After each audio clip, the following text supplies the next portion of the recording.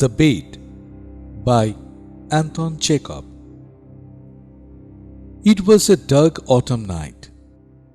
The old banker was walking up and down his study and remembering how 15 years before he had given a party one autumn evening.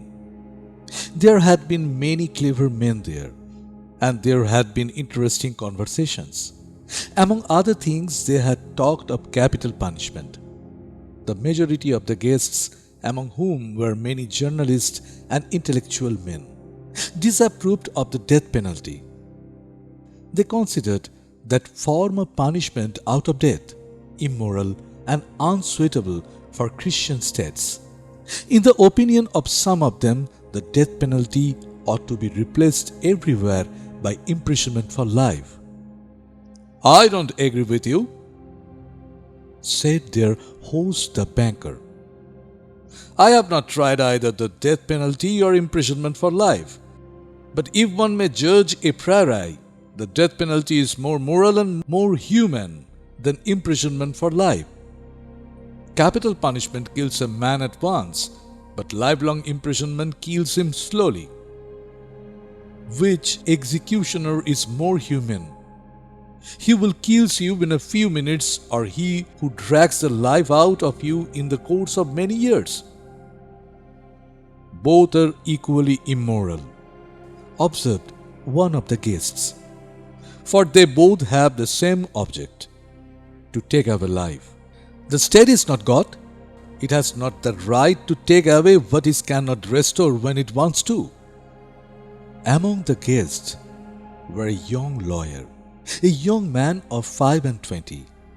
When he was asked his opinion, he said, "The death sentence and the life sentence are equally immoral. But if I had to choose between the death penalty and imprisonment for life, I would certainly choose the second. To live anyhow is better than not at all." A lively discussion arose. The banker, who was younger and more nervous in those days, was suddenly carried away by excitement. He struck the table with his fist and shouted at the young man, "It is not true! I will bet you 2 millions you wouldn't stay in solitary confinement for 5 years. "If you mean that is earnest," said the young man, "I will take the bet, but I will stay not 5 but 15 years. 15? Done!" cried the banker. "Gentlemen, I stake 2 millions. "Agreed. You stake your millions and I stake my freedom," said the young man. And this wild, senseless bet was carried out. The banker, spoiled and frivolous with millions beyond his reckoning, was delighted at the bet. At the supper, he made fun of the young man and said, "Think better of it, young man, while there is still time. To me 2 millions are a trifle, but you were losing 3 or 4 of your best years of your life. I say 3 or 4 because you won't stay longer. Don't forget either, you unhappy man, the voluntary confinement is a great deal harder to bear than compulsory. The thought that you have the right to step out in liberty at any moment will poison your whole existence in prison. I am sorry for you."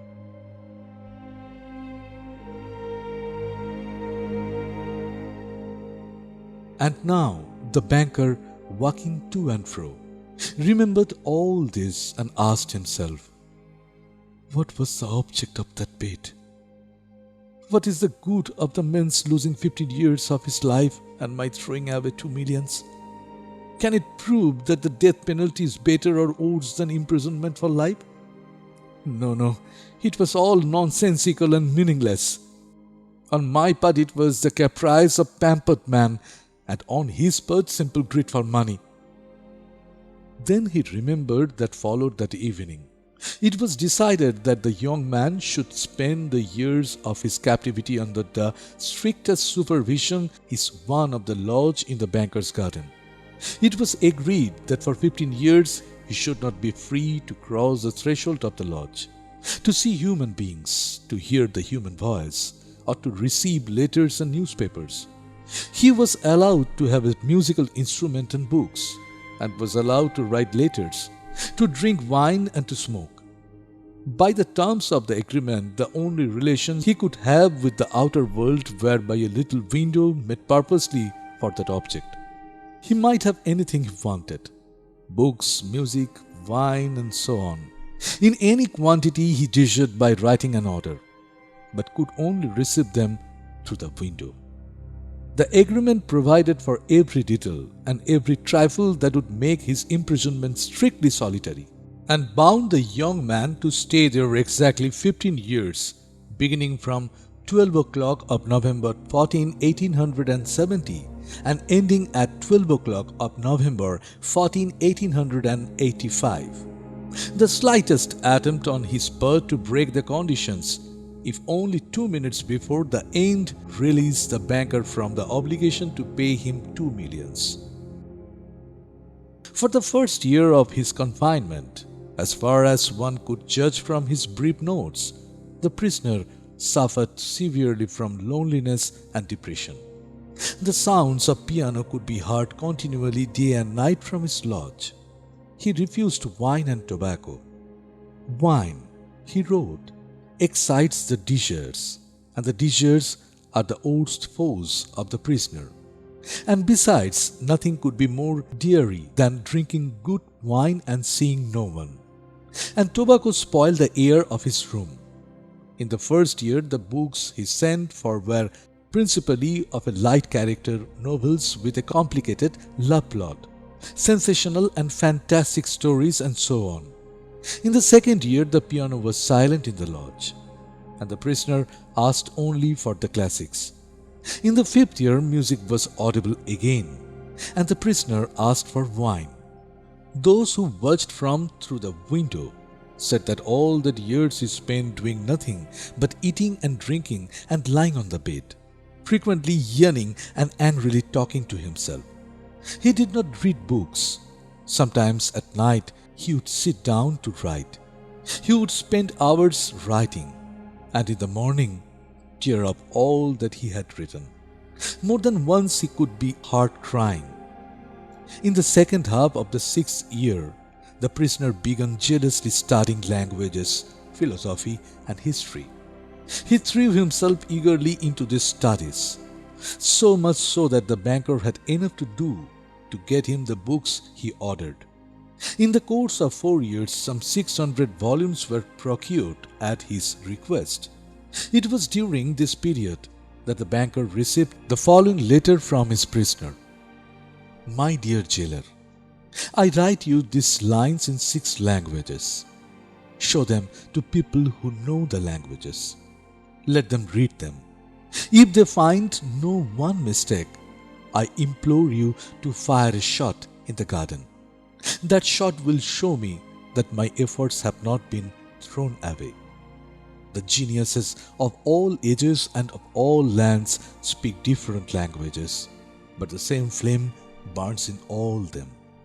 Oh, if you only knew that unearthly happiness my soul feels now from being able to understand them. The prisoner's desire was fulfilled. The banker ordered 2 shots to be fired in the garden. Then, after the 10th year, the prisoner sat immovably at the table and read nothing but the gospel. It seemed strange to the banker that a man who in 4 years had mastered 600 learned volumes should waste nearly a year over one thin book easy of comprehension. Theology and histories of religion followed the Gospels. In the last 2 years of his confinement, the prisoner read an immense quantity of books quite indiscriminately. At one time he was busy with the natural sciences, then he would ask for Byron and Shakespeare. There were notes in which he demanded at the same time books on chemistry, and a manual of medicine, and a novel, and some treatise on philosophy or theology.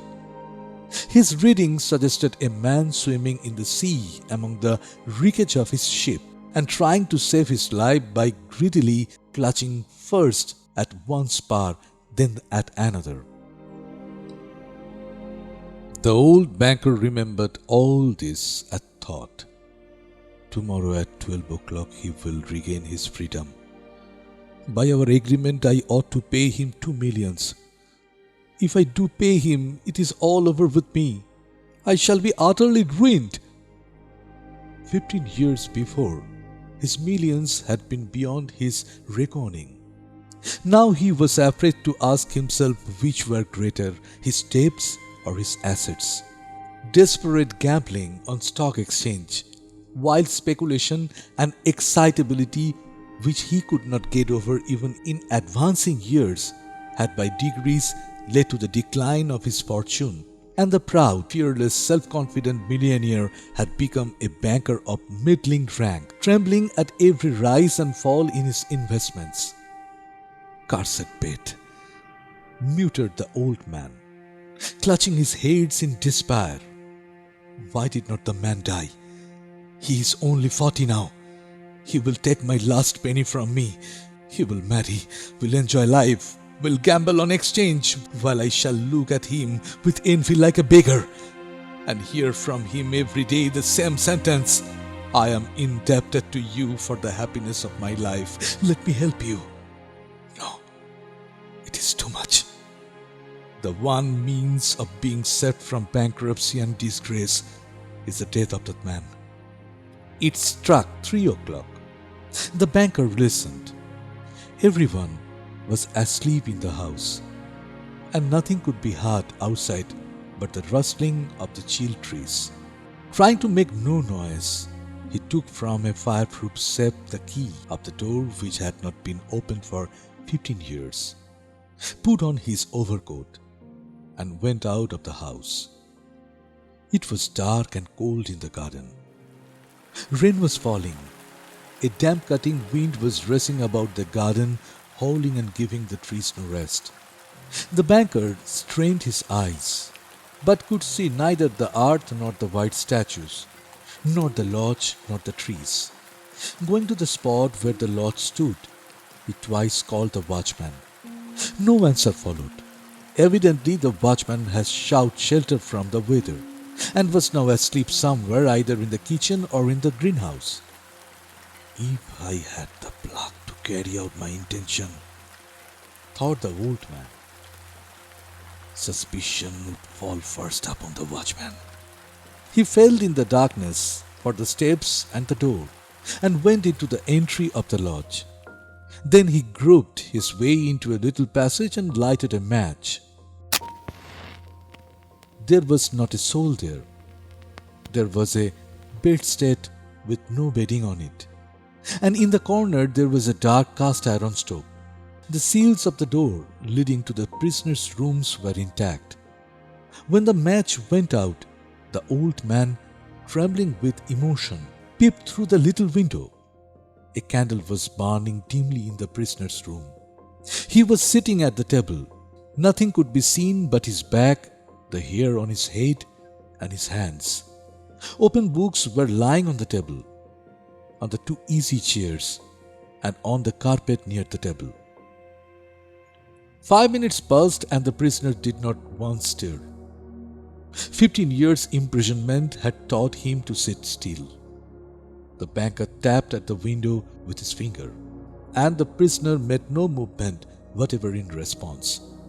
Then the banker cautiously broke the seal of the door and put the key in the keyhole. The rusty lock gave a grating sound and the door cracked. Banker expected to hear at once footsteps and a cry of astonishment. But 3 minutes passed and it was as quiet as ever in the room. He made up his mind to go in. At the table a man unlike ordinary people was sitting motionless. He was a skeleton with the skin drawn tight over his bones, with long curls like a woman's and a shaggy beard. His face was yellow, with an earthly tint in it. His cheeks were hollow, his back long and narrow, and the hand on which saggy head was propped was so thin and delicate that it was dreadful to look at it. His hair was already streaked with silver, and seeing his emaciated, aged-looking face, No one would have believed that he was only 40. He was asleep. In front of his bowed head, there lay on the table a sheet of paper on which there was something written in a fine handwriting. Poor creature, thought the banker. He is asleep and most likely dreaming of the millions, and I have only to take his half-dead man, throw him on the bed, stifle him a little with a pillow, and the most conscientious expert would find no sign of a violent death. But let us first read what he has written here. The banker took the page from the table and read as follows. Tomorrow at 12 o'clock, I regain my freedom and the right to associate with other men. But before I leave this room and see the sunshine, I think it necessary to say a few words to you. With a clear conscience, I tell you, as before God, who beholds me, that I despise freedom and life and health, and all that in your books is called the good things of the world. For 15 years I have been intently studying earthly life. It is true, I have not seen the earth nor men, but in your books I have drunk fragrant wine. I have sung songs, I have hunted stags and wild boars in forests, have loved women, beauties as earthreal as clouds, created by the magic of your poets and geniuses, have visited me at night, and have whispered in my ears wonderful tales that have set my brain in a whirl. In your books, I have climbed to the peaks of Elbarge and Mont Blanc. From there I have seen the sun rise and have watched it at evening flood the sky, the ocean and the mountain tops with gold and crimson. I have watched from there and lightning flashing over my heads and cleaving the storm clouds. I have seen green forests, fields, rivers, lakes, towns. I have heard the singing of the siren and strains of the shepherd's pipes. I have touched the wings of comely devils who flew down to converse with me of God. In your books, I have flung myself into bottomless pit, performed miracles, slain, burned towns, preached new religions, conquered whole kingdoms. Your book have given me wisdom. All that the unresting thought of man has created in the ages is compressed into a small compass in my brain. I know that I am wiser than all of you, and I despise your book. I despise wisdom and the blessings of the world. It is all worthless, fleeting, illusory and deceptive like a mirage.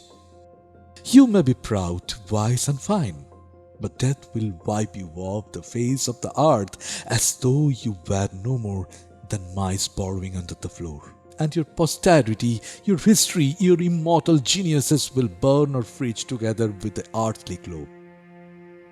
You have lost your reason and taken the wrong path. You have taken lies for truth and hideousness for beauty. You would marvel if, owing to strange events of some sorts, frogs and lizards suddenly grew on apple and orange trees instead of fruit, or if roses began to smell like a sweating horse. So I marvel at you who exchange heaven for earth. I don't want to understand you. To prove to you in action, I despise all that you live by. I renounce the 2 millions of which I once dreamed as a paradise and which I now despise. To deprive myself of the right to the money, I shall go out from here 5 hours before the time fixed, and so break the compact. When the banker had read these, he laid the page on the table, kissed the strange man on the head, and went out of the lodge weeping. At no other time, even when he had lost heavily on the stock exchange, had he felt so great a contempt of himself. When he got home, he lay on the bed, but his tears and emotion kept him for hours from sleeping. Next morning, the watchman ran in the pale faces and told him they had seen the man who lived in the lodge climb out of the window into the garden, go to the gate and disappear. The banker went at once with the servants to the lodge and make sure of the flight of this prisoner. To avoid arousing unnecessary talk, he took from the table the writing in which the millions were renounced, and when he got home, locked it up in the fireproof safe.